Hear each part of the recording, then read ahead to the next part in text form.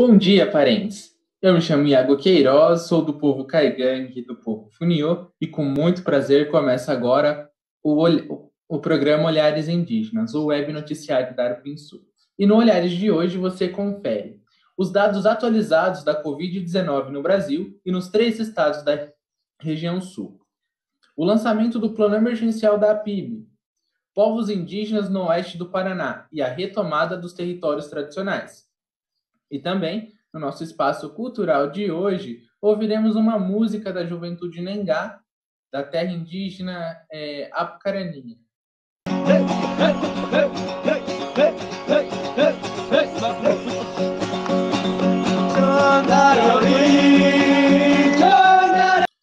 Os casos de Covid-19 entre os povos indígenas têm aumentado cada vez mais. Só na última semana, aqui na região sul, foram 200 novos casos, nos 3 estados. Subiu de 583 casos que tínhamos na semana passada para 793 casos essa semana. Sendo desses, 131 só no Paraná, com um aumento de 47 casos em uma semana, sendo 68 confirmados, 46 suspeitos, 22 descartados, 33 curados e ainda nenhum óbito. No estado, os maiores números de casos está sendo registrado na região de São Miguel do Iguaçu, na terra indígena de Ocoí. Os demais 662 casos, eles estão localizados entre Santa Catarina e Rio Grande do Sul, dos quais 168 casos foram notificados só na última semana. Sendo desses, 335 casos confirmados, 66 suspeitos, 250 descartados, 111 curados, 7 óbitos, e infelizmente um dos óbitos ocorreu ontem, foi do cacique Ronaldo, da terra indígena de Serrinha. Inclusive, eu gostaria de deixar as nossas condolências, e os nossos sentimentos para a família, para o povo Caigangue e também para todos os povos indígenas porque de alguma forma, quando a gente perde um parente indígena, é um pedacinho da gente que também se vai, apesar de a gente ser 305 povos indígenas hoje no país. Bom, essas informações elas foram passadas pela Secretaria Especial de Saúde, através do DICEI Interior Sul e DICEI Interior Litoral Sul. Bom, e aí informações a nível nacional da Covid-19, no Brasil hoje, os casos entre indígenas já somam 10.722, Então, já teve entre indígenas 10.722 casos, dos quais a gente teve 420 óbitos, e desses casos todos no Brasil, foram atingidos 122 povos dos 305 que existe hoje. Essas informações elas foram passadas pelo Comitê Nacional de Vida e Memória Indígena e pelas organizações de base da APIB. Bom, ainda falando sobre Covid-19, sobre a APIB, na última segunda-feira, dia 29 de junho, a Articulação dos Povos Indígenas do Brasil, a APIB, fez o lançamento virtual de um plano emergencial de combate e enfrentamento ao Covid-19, certo? Esse plano, mas o que é ele? Ele pretende criar estratégias, para que possa ser combatido o Covid-19 e também tenha prevenção, já que ele está atingindo 1/3 praticamente dos povos indígenas do Brasil, e tem matado, tem levado os nossos mais velhos, os nossos parentes, Então, esse plano da PIB ele serve para criar essas estratégias de enfrentamento, Foi feito um lançamento virtual, onde teve várias lideranças indígenas fazendo pronunciamento, teve participação de artistas, e ele foi construído em conjunto com as organizações regionais de base, que eu vou citar algumas delas, que é a Coordenação das Organizações Indígenas da Amazônia, da Amazônia Brasileira, a COIAB, a Articulação dos Povos Indígenas e Organizações Indígenas do Nordeste Minas Gerais e Espírito Santo, a APOIME, Conselho do Povo Terena, né, Atiguaçu, Articulação dos Povos Indígenas da Região Sudeste, ARPIN Sudeste, e a Articulação dos Povos Indígenas da Região Sul, a ARPIN Sul.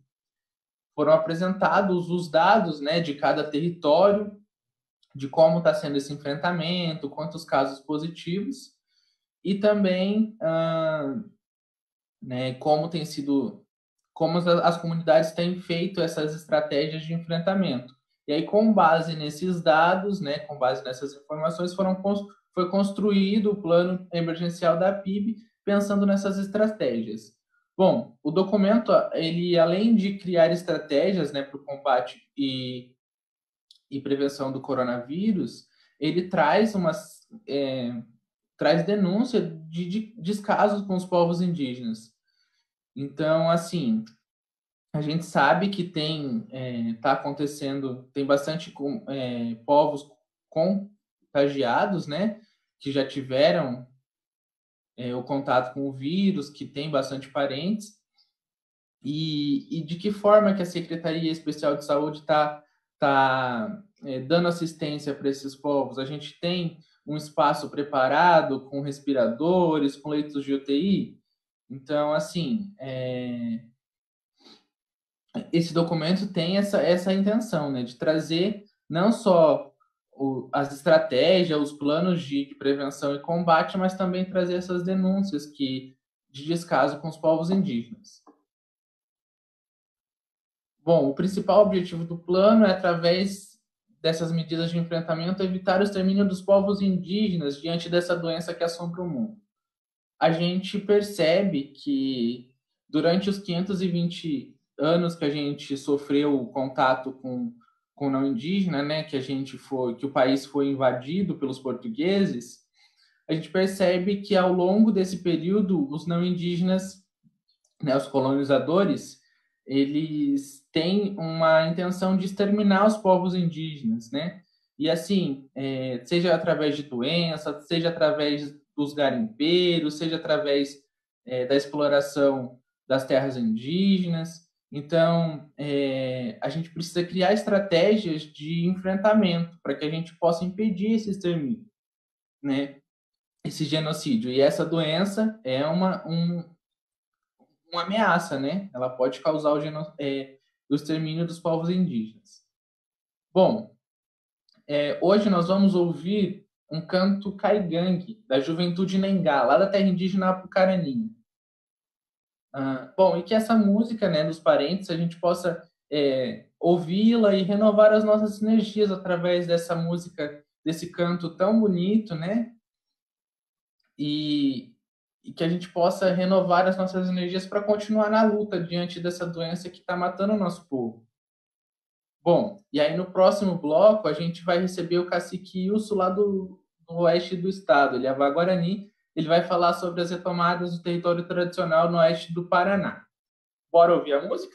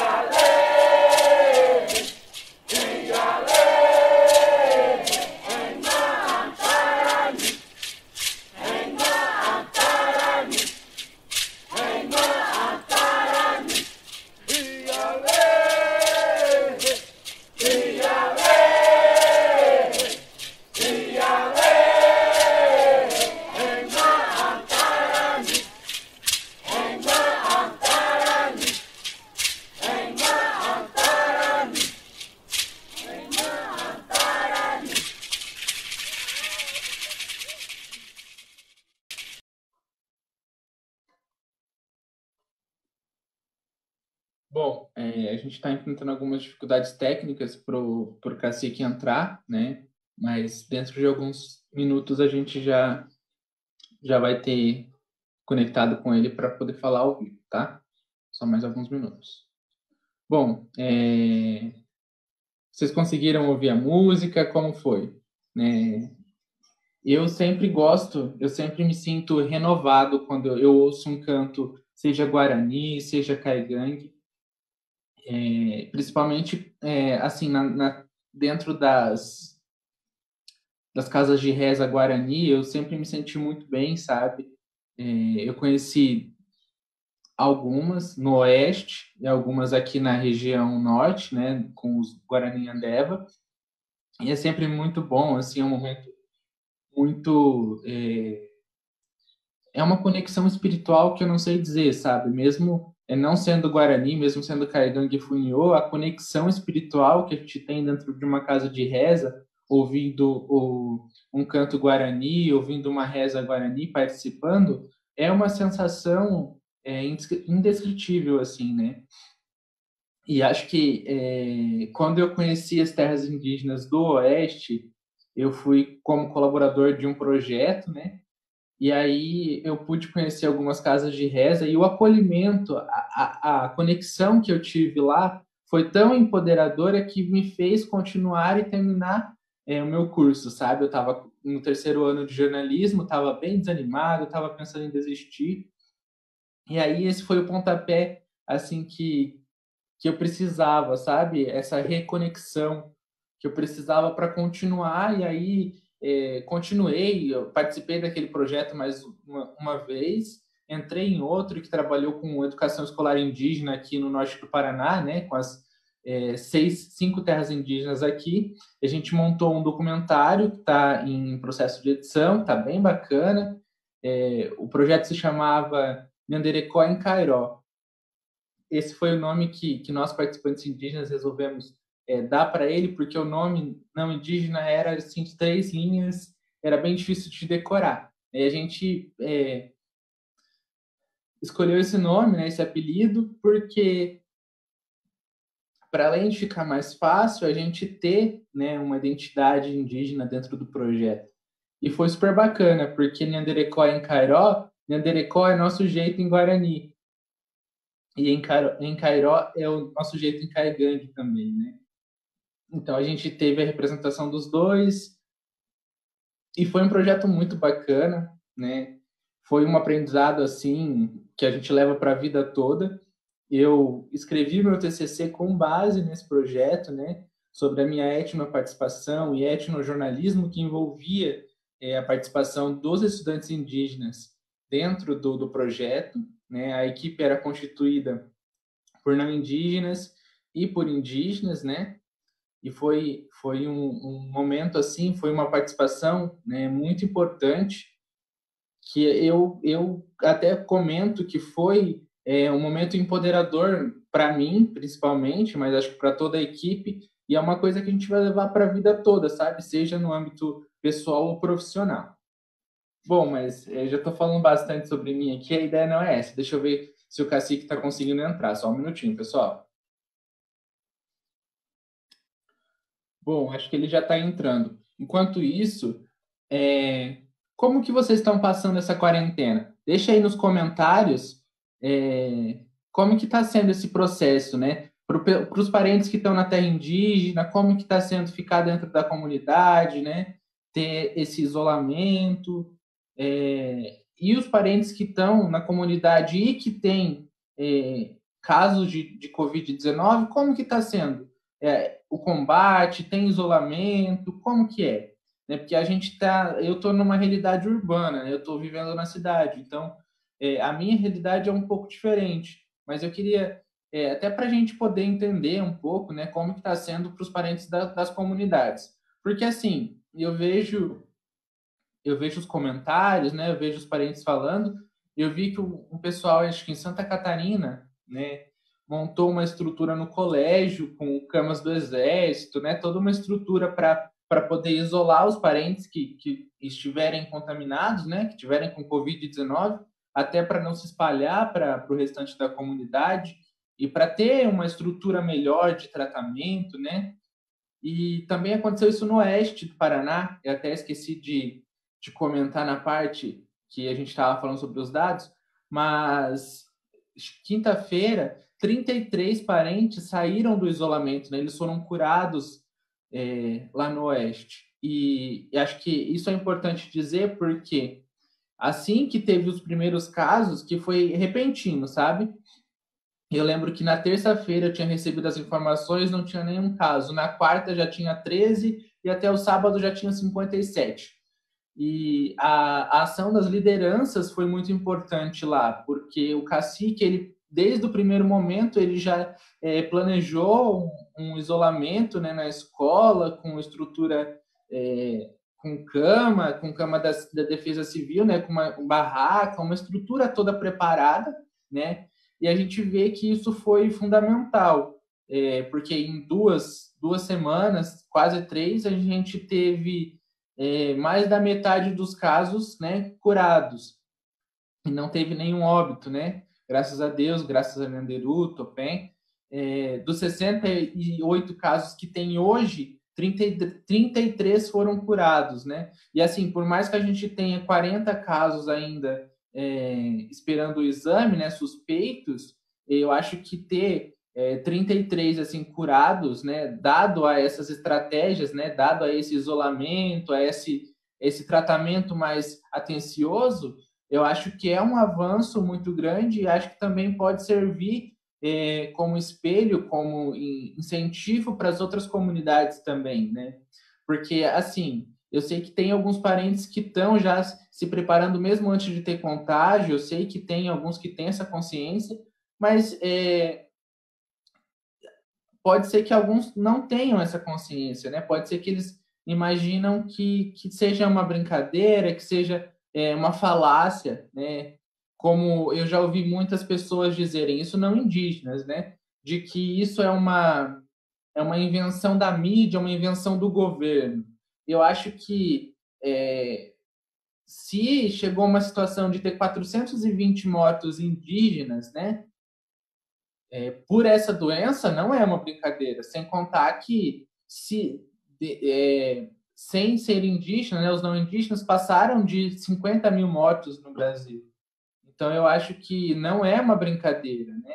E acho que é isso importante sempre frisar e deixar ressaltado para os parentes, né? Que é importante ter esse isolamento social, usar a máscara, não estar indo para as cidades, né, assim, evitar ao máximo, só se for caso de extrema urgência, né? Porque a gente sabe que às vezes na cidade vizinha pode ter vários casos e aí você vai para lá, se contamina e acaba trazendo para sua comunidade, né? Então é importante ter essa consciência. Bom, pessoal, o Cacique está entrando aqui, deixa eu liberar a entrada dele. A gente já vai poder falar um pouquinho sobre a questão do oeste do Paraná, tá bom?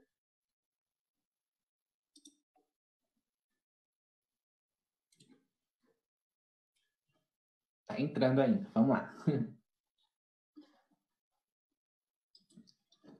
Bom, comentem aí também, pessoal, deixem nos comentários aqui embaixo, né, sugestões, a opinião de vocês. Se vocês estão gostando do programa, né, nas próximas semanas a gente vai ter apresentadores diferentes.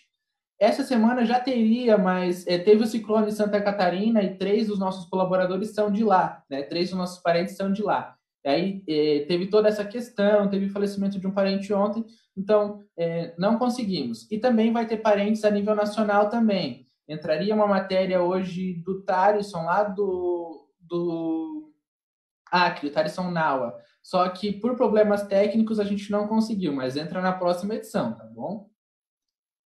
Bom dia, Cacique. Bom dia. Tô com dificuldade aqui. Internet? Não, dificuldade de tecnologia mesmo. Ah, sim. Ela às vezes é nossa amiga, mas às vezes ela não é tão amiga assim, né? Não é. Eu acho que deu certo. Bom, mas que bom que o senhor conseguiu entrar. Bom, queria primeiramente agradecer o senhor, né, pela participação hoje no nosso programa. E aí eu gostaria de falar um pouquinho, né, sobre os enfrentamentos que eu sei que a região oeste passa, principalmente a região aí de Guaíra, né, que o conflito por causa da retomada é um pouco mais intensificado, né, e a gente sabe também que nas últimas semanas, algumas semanas atrás, a comunidade sofreu 2 ataques assim seguidos em menos de uma semana, e até ontem, conversando com o senhor comentou que teve outro caso, né, mas que não teve uma repercussão como os outros dois. Eu queria que o senhor comentasse um pouquinho, né, de como foi esses ataques, de como têm sido esses enfrentamentos, né, com os não indígenas da região, assim, né, devido a essa retomada que tem na região, e de como tem sido também essa situação do Covid-19, né? Além desses enfrentamentos com os não indígenas, tem a questão do Covid-19. Como está sendo para vocês na região? E acho que é basicamente isso. Bom, aqui está. Acho que o município em si, que a sociedade que está ao nosso redor, ele é uma sociedade bastante preconceituosa. Então, a gente tem sofrido as primeiras dificuldades são o racismo e o preconceito que é enfrentado pelas comunidades indígenas. Então, esse é um racismo que, infelizmente, ele existe nessa sociedade e em algumas fases ele tem se acirrado bastante. Algumas vezes isso tem piorado e algumas vezes a poeira tem abaixado. Depende assim muito da atuação do Ministério Público, depende muito das nossas próprias ações para que isso venha assim diminuir um pouco, né? Porque aqui o que mais dificultou a nossa luta aqui, que nos trouxe aqui uma iminência de conflito aqui, foi uma campanha feita por ruralistas, por deputados, vereadores, e tem deputados da bancada ruralista que são aqui da nossa região, né? São de Marechal, são de Cascavel e Toledo. Então, eles têm se reunido com esses fazendeiros de Guaíra, Terra Roxa e Mato Grosso do Sul. Então, eles formaram uma organização, né, deles mesmos, uma organização muito bem organizada e muito bem planejada, que se chama UNGDIP. Então, ela começou uma campanha contra a demarcação e contra a presença dos Guarani, porque, de acordo com essa organização, as comunidades indígenas elas são vindas do Paraguai, vindas do Mato Grosso do Sul, e essa campanha era para fazer com que a sociedade fizesse a gente voltar para o lugar de onde veio, ou seja, nos expulsar de Guaíra, não deixar a demarcação acontecer, e isso nos trouxe muita violência, nos trouxe um impacto muito grande, porque as crianças não tinham liberdade de estudar, os adolescentes não tinham liberdade de estudar, de arranjar um emprego, aqueles que estavam trabalhando também foram todos jogados na rua, né? Foram todos demitidos. E então é uma coisa que já vem lá de antigamente, lá desde 2011, 2012, desde que essa campanha começou. Então, desde então, a gente tem essa sociedade que não aceita a nossa presença, essa sociedade que nos desumaniza, né? Porque mesmo inimigos, a gente sabe que existe um respeito entre inimigos, mas essa sociedade não nos trata como inimigos, nos trata muito pior, nos trata de maneira desumana. E isso trouxe um impacto grande também em meio aos adolescentes, que muitos deles cometeram suicídio, muitos deles desistiram de ir à escola, desistiram de viver, porque a maneira com a qual éramos tratados nas escolas, nas empresas, na agência de emprego, nos postos de saúde, onde o racismo e o preconceito era visível, porque nos negavam atendimento, negavam uma assistência, acesso às políticas públicas. Isso tudo nos trouxe esse impacto, essa vulnerabilidade. E então a nossa situação ela ficou bastante complicada com isso. Houve a criação de adesivos de campanha, fora FUNAI, não a demarcação, e esses adesivos estavam em portas de loja, de mercado, em janelas de carro. Então a gente não saía, não conseguia sair para a rua sem ver esses adesivos, sem a gente ser maltratado na porta de mercado ou de loja por ser indígena. E também tentativas de atropelamento. A gente saía na rua, ao ser reconhecido como indígena, os condutores dos veículos jogavam o carro para cima, tentavam atropelar, algumas vezes atropelavam. Em alguns casos foram hospitalizados, mas assim nunca foi feita assim uma denúncia, até porque a polícia se negava a fazer as ocorrências, porque eles falavam, a gente precisa de nome, de endereço, de pessoa, de placa de carro. Então, sem isso a gente não podia denunciar, a gente não podia fazer praticamente nada. E já uma das situações, até uma senhora, ela morreu atropelada, o condutor do veículo deixou o corpo dela embaixo do carro, saiu, foi embora a pé. Então, tem tudo isso, né? Houve outras violências, houve outros atentados com o uso de arma de fogo, e uma das vítimas faleceu, outras vítimas ficou com uma bala alojada no braço, e em outro atentado um parente nosso ficou paraplégico.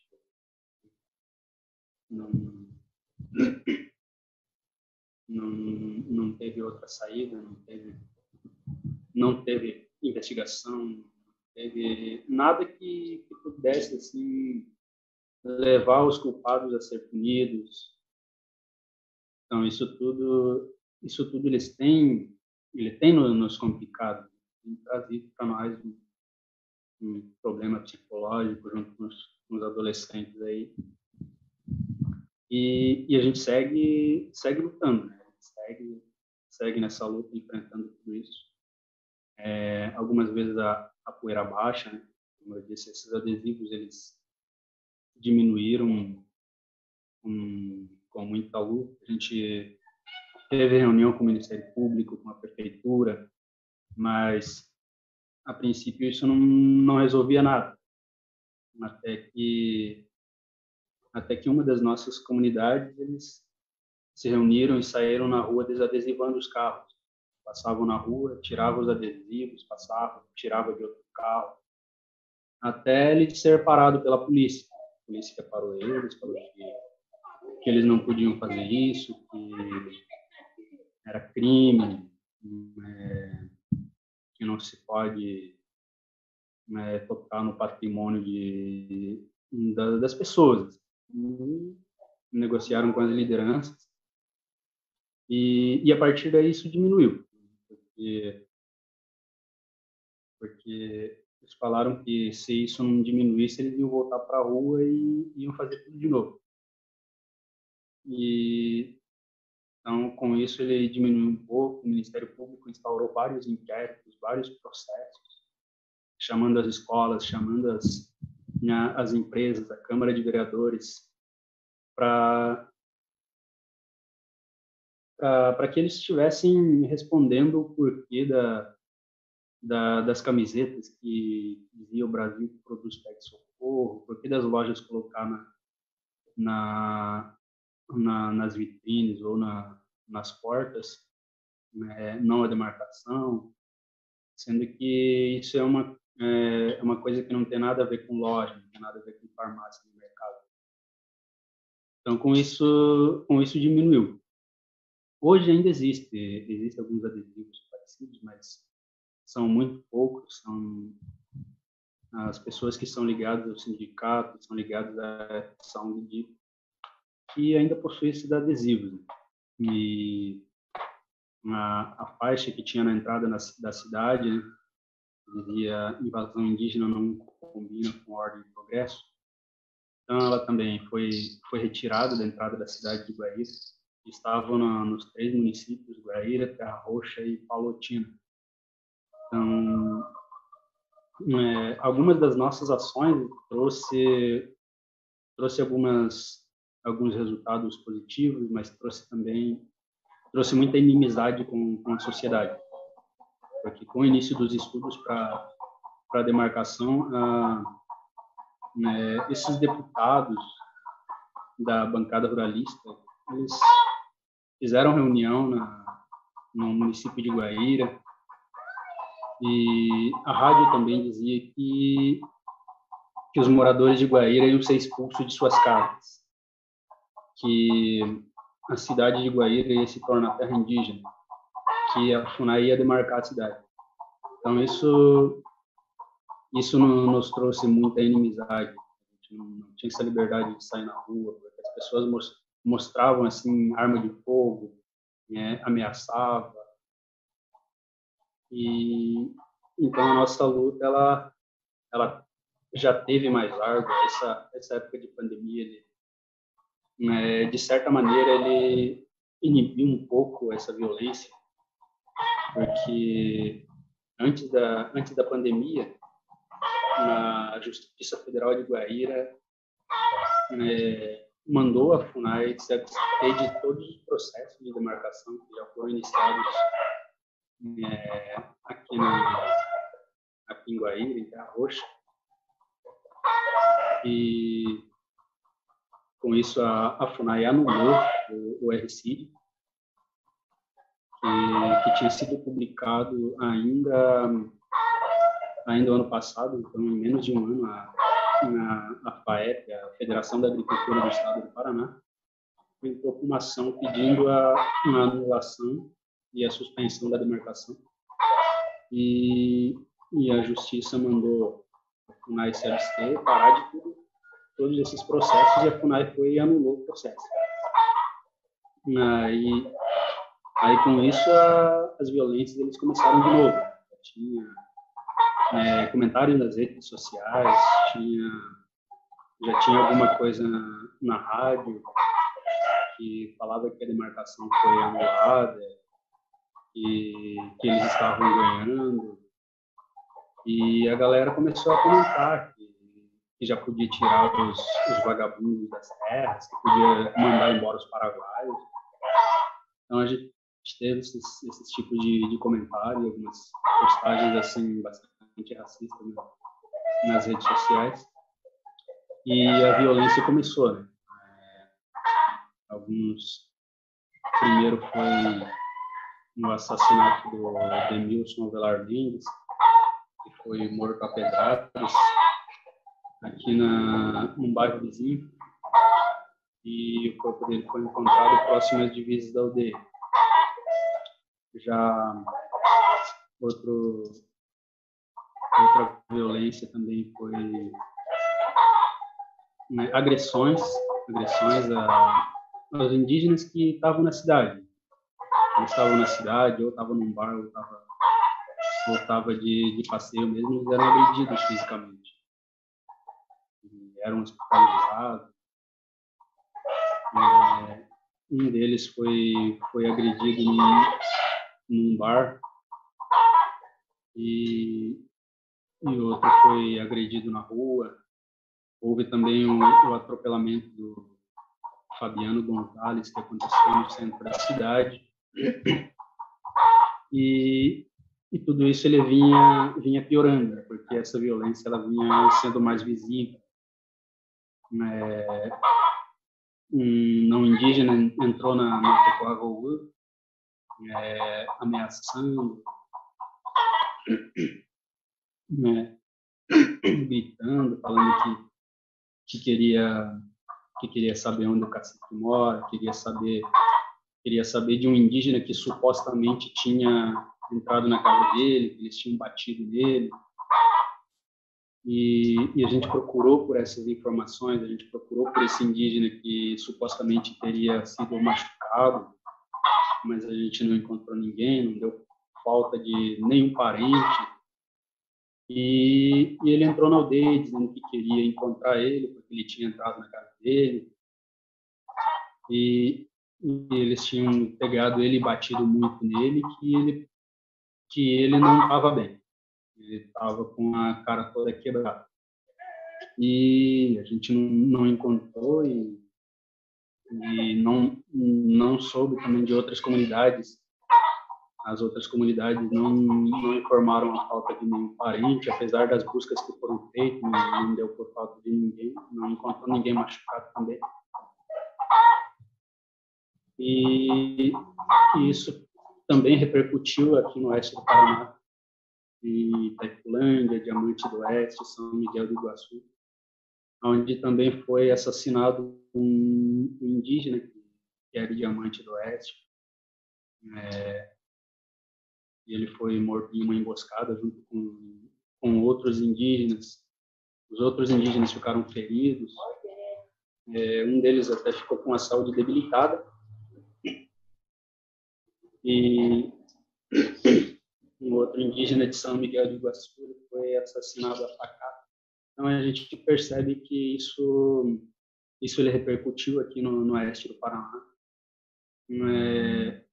A violência que acontecia em Guaíra, que acontecia em Terra Roxa, também passou a acontecer em São Miguel do Iguaçu, em Diamante, que são reservas, aldeias indígenas já mais antigas, regularizadas, tem escola, tem posto de saúde, diferente de Guaíra, que não tem posto de saúde, não tem escola, não tem assim estrutura onde os indígenas possam ter uma perspectiva de vida, uma esperança de terminar os estudos. Então tudo isso a gente percebe que repercutiu muito. E então veio essa pandemia e o governo, a prefeitura decretou o isolamento social, colocou todo mundo de quarentena, e com isso a violência ele deu uma diminuída. Essa galera que estava ameaçando, que estava cometendo essas violências, eles de um certo modo pararam, porque aí a galera ficou toda em casa e eles também começaram a ficar em casa e por um certo momento a gente teve uma fase assim de silêncio. Teve assim um pouco de paz, ou seja, eu não diria paz, até porque mesmo assim a gente fica assim, né, pensando no que pode acontecer, no que pode vir a acontecer com as nossas comunidades, com os indígenas que saem na rua.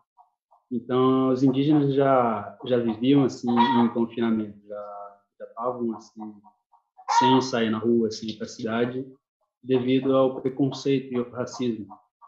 E logo depois da pandemia, continuamos confinados, porque a gente percebe que nem tanto essa doença, nem tanto esse Covid-19 é um perigo mortal para nós, mas a sociedade em si. Porque essas pessoas,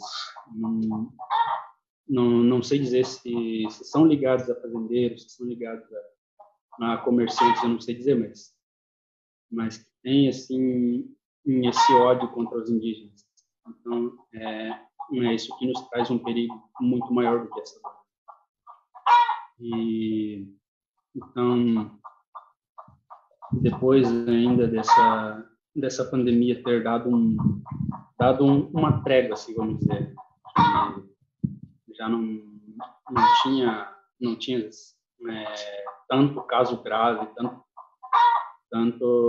tanto infectado na cidade de Guaíra, e nesse momento que também houve esses atentados, que foi dia 27 de maio, não sei dizer se foi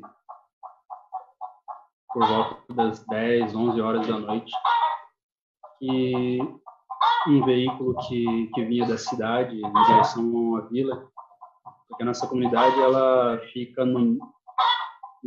a caminho do centro da cidade para uma vila chamada Vila Eletrosul.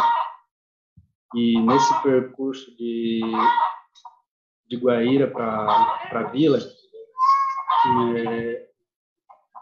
o condutor desse veículo ele efetuou 2 ou 3 disparos no começo da aldeia. E logo depois, na entrada da aldeia, efetuou mais uma sequência de 7 ou 8 disparos. E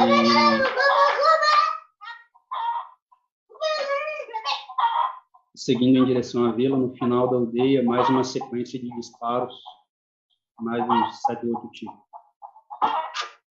Então,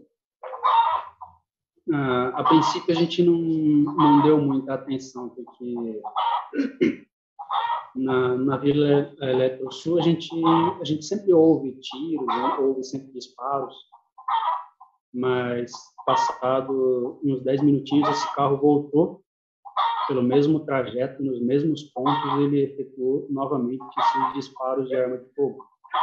Então a gente se deu por conta que esses disparos não era apenas alguém tentando mostrar que tem uma arma, não era alguém que estava gastando munição para mostrar que tem, mas sim um sinal de ameaça ou um sinal de alerta, porque esses disparos foram só na frente da aldeia. Não aconteceu mais para frente, não aconteceu antes da aldeia. Então, a gente percebeu que isso não era uma brincadeira, isso era uma ameaça. Então, a gente chamou a polícia e chamou a FUNAI. Aliás, a gente chamou a FUNAI e chamou a polícia. Mas eles vieram, fizeram um boletim de ocorrência e falaram que iam intensificar o patrulhamento. E logo depois a gente reuniu a comunidade, a gente conversou com a comunidade aí para a gente ficar assim de prontidão, né? A gente não se descuidar, porque isso realmente foi uma ameaça. Alguém está ameaçando e está alertando, e se a gente não fechar essas portas aqui, eles vão entrar na aldeia. Então a gente fechou as porteiras, a gente colocou cadeado nas porteiras e fechou a aldeia. E passado 3 dias, já por volta das 10 horas da noite, novamente passaram pessoas de carro e efetuaram vários disparos em direção à aldeia. Então, quem mora perto da rua conseguiu ver que uma Saveiro preto que passava por ali, o motorista apontou pela janela e disparou por cima da aldeia.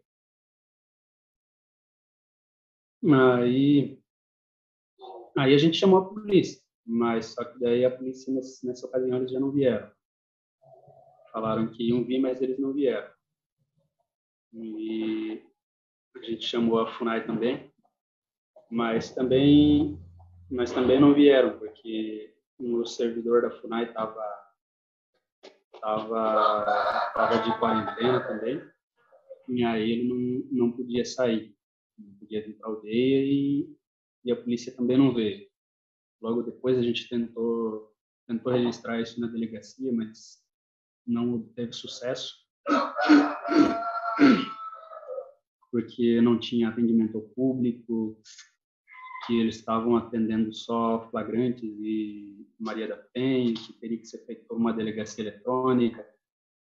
E a gente tentou também fazer pela delegacia eletrônica, mas não pudemos fazer também, não obtivemos sucesso, nem com a FUNAI.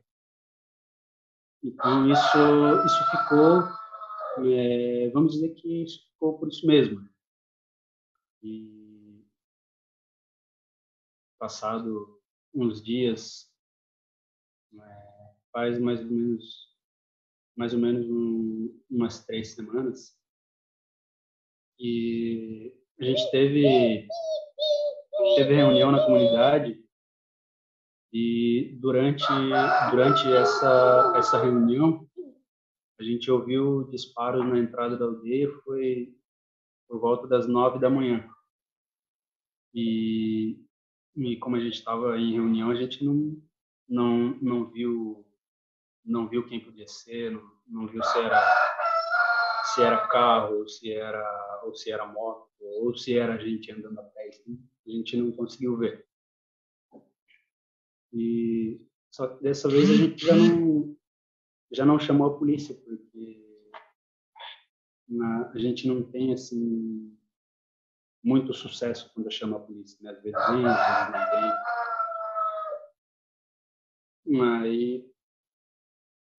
Mas é isso, né? Acho que o tempo está se esgotando.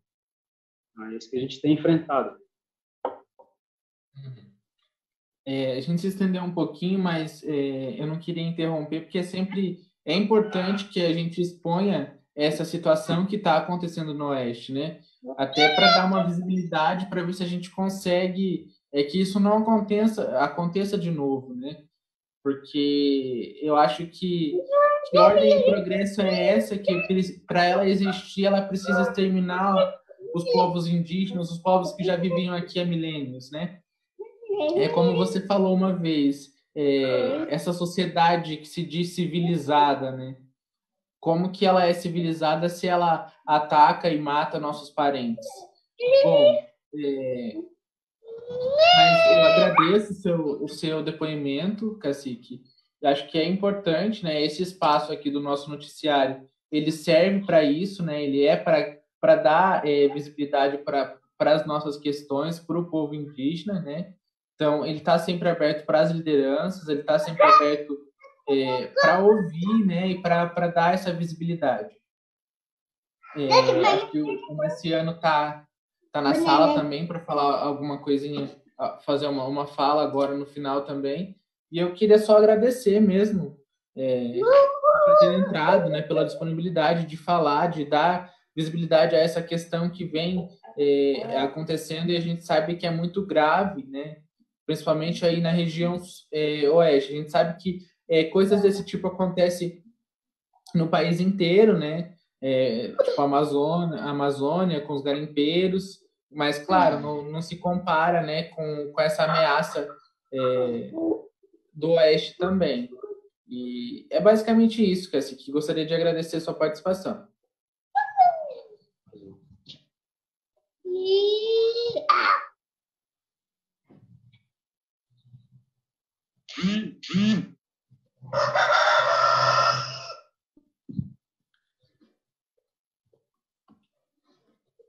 Marciano? Oi. Aí você pode fazer sua fala já.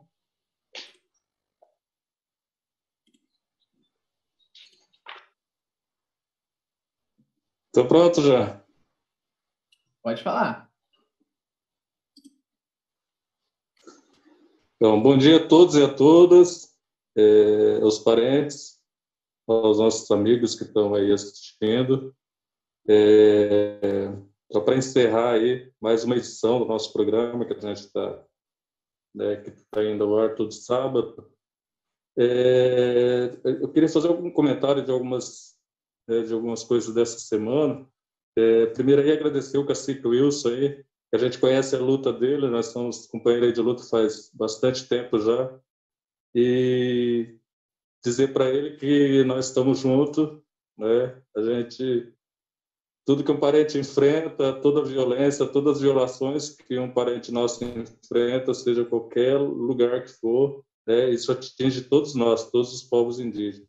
Eu acho que é responsabilidade nossa também como articuladores dos direitos indígenas, né? E a gente, além de agir juridicamente, dar esse espaço também para vocês falar com a sociedade, levar ao conhecimento da sociedade o que os povos indígenas têm enfrentado, em especial o povo Avar-Guarani ali da região, que além da pandemia tem enfrentado aí, como, né, o Cacique já falou, muitas questões aí de violência e retirada de direitos, como ele já disse, essa questão do FUNAI essa semana é um absurdo, é uma coisa que a gente não tem nem palavra para descrever tamanho absurdo por parte do governo, por parte da FUNAI, de estar, ao invés de garantir o direito à terra, o direito ao território, tem agido de forma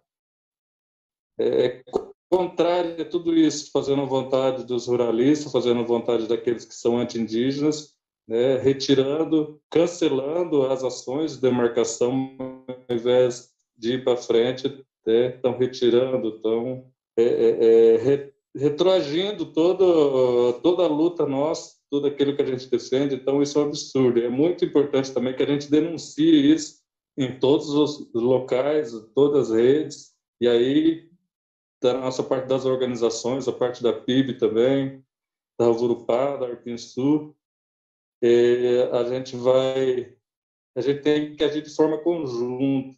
Acho que todas as organizações são importantes ali, que cada um tem a sua forma ali de trabalho, mas a nossa luta é comum. Eu acho que a gente tem que juntar aí essas forças de todas as organizações e indígenas, organizações indigenistas também, para a gente não deixar que o governo faça a vontade desses ruralistas, faça a vontade dos anti-indígenas. E aí também queria me solidarizar com, desculpe aí, atrapalhar as palavras aí, mas de forma mais simples, né? Manifestar aí nossos sentimentos em nome da Arpinsul, a família do nosso cacique Rony, o Ronaldo, do Serrinha também, que essa semana nos deixou, mais uma vítima aí dessa pandemia, e mais uma tristeza, mais um vazio que deixa nos nossos corações aí. Mas eu queria aí que a família ficasse firme, né? Os povos indígenas, os povos cangangue e todos os povos aí, para que a gente, esses momentos tão difíceis, a gente possa nos dar as mãos, né? Não fisicamente, mas assim, de forma espiritual, né? Dando força um para o outro para passar esse momento tão difícil. Então, nosso sentimento à família do Cacique Rony, ao povo indígena ali de Serrinha, a todos os povos indígenas cangangue do Sul. Também queria fazer um comentário aí sobre a importância do plano emergencial que a PIB lançou essa semana. A gente esteve participando, foram quase 500 participações aí, né, nesse encontro do lançamento do plano emergencial, né, por muitas lideranças nacionais, representantes internacionais de vários países, artistas, atores, parlamentares, né, muita gente aí junto também, se unindo também para a gente fazer esse enfrentamento, e agora de forma prática também, né, nas pontas. Então a gente está buscando aí todos os parceiros, unindo as forças aí para que a gente possa estar fazendo, amenizar um pouco todas essas situações, os problemas que nós temos enfrentado aí em toda parte do Brasil. Aqui no Sul também nós estamos em fase aí para terminar o nosso plano emergencial regional também, bastante parceiros aí envolvidos, e a gente pretende aí logo, né, está finalizando esse plano para a gente estar fazendo o lançamento também. A gente vai anunciar, a gente vai colocar nas redes sociais também, porque a gente quer fazer um lançamento aí também com bastante envolvimento dos nossos parceiros, né, como foi da PIB, dando, claro, aí priorizando a participação, convidando já, desde já, né, a gente não sabe o dia ainda, a gente vai anunciar, vamos colocar nas redes, né, para que tenha uma participação em massa das nossas lideranças, do nosso povo aqui da região sul. E aí, fazer esse convite já também, a gente vai estar anunciando aí, nas próximas horas, o lançamento do nosso plano de emergência regional. E assim, agradeço mais uma vez a participação de todos, nós estamos aí juntos, vamos continuar, vamos melhorar cada vez mais esse espaço, né? Deixar esse espaço cada vez com a cara indígena e com um olhar indígena. Muito obrigado. Eu que agradeço pela fala, Marciano. E acho que é justamente isso, né? A cada parente que a gente perde é um pedacinho da gente que também se vai, né? Então, os nossos sentimentos, através da Arpinsu, né? Para o povo Caigangue, para a família do Cacique Rony e para todos os povos indígenas, porque, de algum modo, todos nós sofremos, né? Por essa perda. Bom, eu gostaria, antes de finalizar, de agradecer a participação do Marciano, do Cacique Wilson, né? E a todos que estão acompanhando a gente no Facebook, a todos que, de alguma forma, fizeram parte da construção dessa edição de hoje, né? E gostaria de dizer que essa edição do Olhares Indígenas está chegando ao fim. A gente se vê no próximo sábado, às 10 horas da manhã. Bom fim de semana para vocês, se cuidem, fiquem em casa, lavem as mãos, usem máscaras e obrigado por terem nos acompanhado. Até mais. Hey!